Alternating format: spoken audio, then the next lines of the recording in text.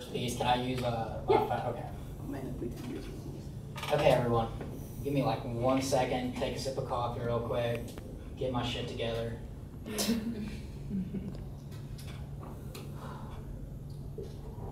Okay, everyone. Picture with me. It's 8 a.m. You're in a class you don't want to be in. You want to be asleep. But you need to stay awake. What do? You drink your morning cup of coffee.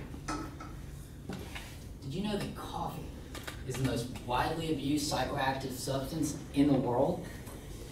What that means is that it has an effect on the brain that makes you feel something in some way, whether that be like seeing shit or a stimulant effect.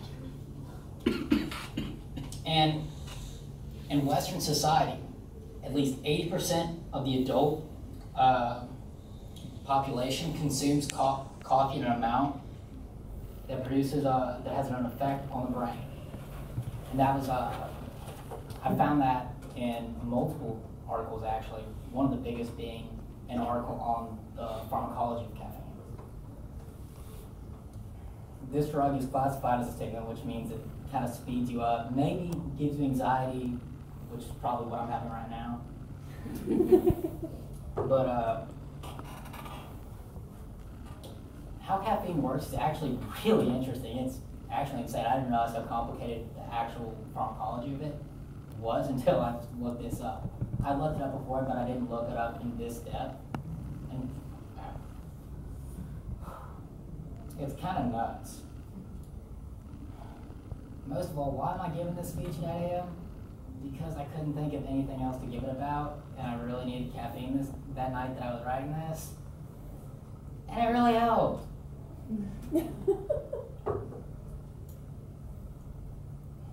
But also to give an understanding about the pharmacology of it and an understanding of how it affects you in your daily life. So let's start with how caffeine actually works. Well, to do that, we have to start off with the basics.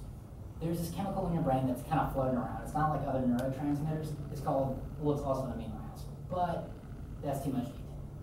There's this thing called adenosine.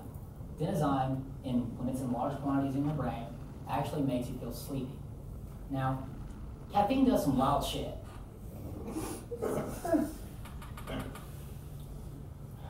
Caffeine actually is what we call a competitive inhibitor for adenosine. What it does is, it goes to like the little proteins, or not the binding sites, or also we call them the substrate, which is where they bind. And it goes in and it slides in those DMs and makes sure that adenosine can't bind there. Oh wow. Okay, I'll speed up. Okay, so now after that happens, that leads to a couple crazy things that happens. After it binds there, that stops us from feeling sleepy. And when we stop feeling sleepy, it makes us more awake. But wait, what happens when it binds to adenosine, or the receptor that takes adenosine, is this. It starts a chain reaction that increases the quantities of 3 neurotransmitters in your brain.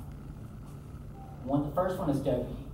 I don't know if you guys have heard of dopamine before. It's kind of your happy drug. It makes you feel good.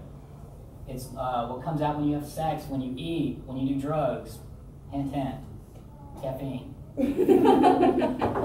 But it's this crazy like back and forth of different biochemical mechanisms that transforms all these chemicals. It's crazy. Into dopamine, which allows you to have better control of your body, and all these things, and more concentration depending on what the dopamine binds to in the brain. And then we have something called norepinephrine or epinephrine. You guys ever heard of epinephrine? It's in an EpiPen. It's also known by another name called adrenaline. So when you get an epi shot, it's actually just a shot of adrenaline. But caffeine increases adrenaline in the body, which increases the heart rate, and also has to do, since adrenaline has to do with your fight or flight reflexes, it increases your anxiety as well. So that's one of the big reasons behind that. Now, in conclusion, I gave a speech about a pretty fucking awesome drug called coffee. It's pretty incredible, like, to think that something like this can affect you in such a way with only like real small molecules can affect every being of your day is incredible. And that would be my speech.